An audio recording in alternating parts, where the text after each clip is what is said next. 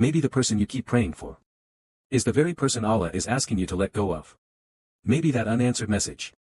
That friendship that suddenly ended. That person who slowly became distant. Isn't Allah punishing you? Maybe Allah is protecting you. And I know. That's probably the last thing you want to hear when your heart is hurting. Because when you love someone, you don't want an explanation. You just want them to stay. Have you ever looked at your life and thought, Ya Allah, why did you let them leave? Why did you make me attached to them? Why did you give me something that you knew you were going to take away? And maybe you've cried over it. Maybe you've replayed every conversation. Maybe you've wondered what you did wrong. Maybe you've even blamed yourself. But there is something you need to remember. You don't see the whole picture. You only see what was. Allah sees what was. What is. And what would have been. And Allah tells us in the Qur'an. Perhaps you hate a thing and it is good for you, and perhaps you love a thing and it is bad for you. Allah knows, and you do not know. Quran 2:2:16. Read that again in your heart. Allah knows. And you don't. We often think that losing someone means something went wrong. But sometimes, losing someone is exactly how Allah saves you from something you cannot see. Maybe that person would have taken you further away from Allah. Maybe that relationship would have broken you later. Maybe you were becoming so emotionally dependent on them that you were forgetting the one who created you. And sometimes Allah removes a person. Not because they were completely bad, but because they were becoming too important in a place that belongs to Allah alone. Think about that. Maybe Allah isn't saying, you don't deserve them. Maybe Allah is saying, I have something better for your heart. But here's the difficult part.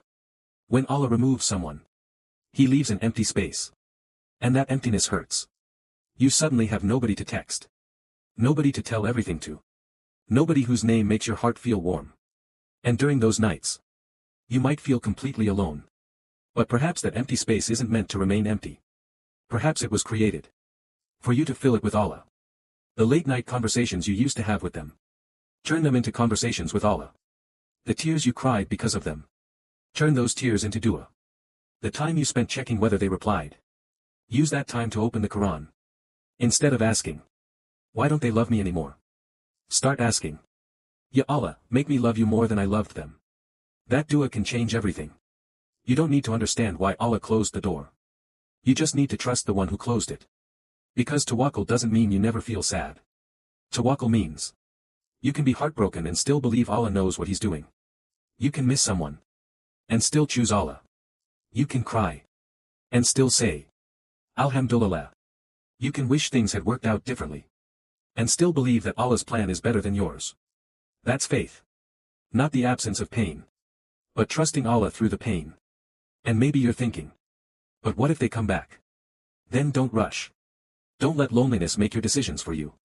If Allah wants them back in your life, He can bring them back in a way that is good for your dunya and your akhirah. And if Allah doesn't, trust that He knows why. You don't have to chase what Allah has removed. You don't have to beg someone to choose you. You don't have to keep knocking on a door that Allah may have closed for your protection. Sometimes surrender is the beginning of peace.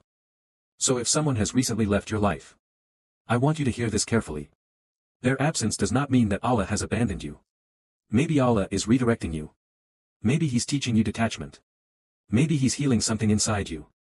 Maybe He's preparing you for something you aren't ready to receive yet. Or maybe He's simply calling you back to Him. Because sometimes Allah removes everything you were holding on to, until you're left with only Him. And then you discover something beautiful. Allah was enough all along. So tonight, don't ask Allah to bring them back at any cost.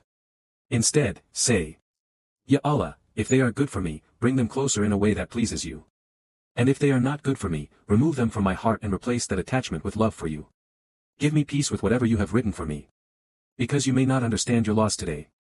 But one day, you might look back and say, now I understand why Allah didn't let me keep them. And maybe the person you thought you couldn't live without was simply the person Allah used to bring you closer to Him. So let go. Not because it doesn't hurt, but because you trust the one who knows what you cannot see. Allah knows. Allah sees. Allah's plan is better. And whatever Allah removes for your sake, He can replace with something far better. Trust the plan. Allah knows best.